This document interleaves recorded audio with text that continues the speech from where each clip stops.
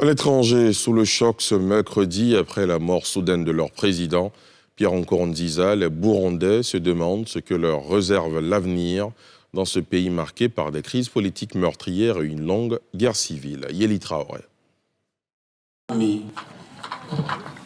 Les Burundais sont sous le choc, mercredi après la mort soudaine de leur président, Pierre Nkurunziza, au pouvoir depuis 15 ans, et se demandent ce que l'avenir leur réserve dans un pays à l'histoire marquée par des crises politiques meurtrières et une longue guerre civile.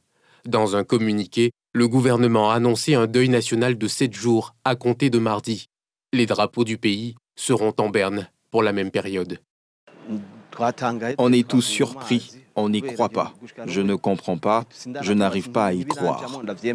Ce que je retiendrai de lui, c'est qu'il était courageux. Il savait tout contrôler, quelle que soit la gravité de la situation. Les partisans du président défunt évoquent notamment la construction d'écoles et de stades, ainsi que les mesures prises en faveur des plus démunis. J'ai été attristée par cette nouvelle. Je souffre énormément, car on accouche gratuitement. Nos enfants vont à l'école gratuitement. On est profondément touchés. Élevé au rang de guide suprême du patriotisme en février par l'Assemblée nationale, Nkurunziza, qui concentrait jusque-là tous les pouvoirs dans ses mains, devait rester le président du très influent Conseil des sages du parti.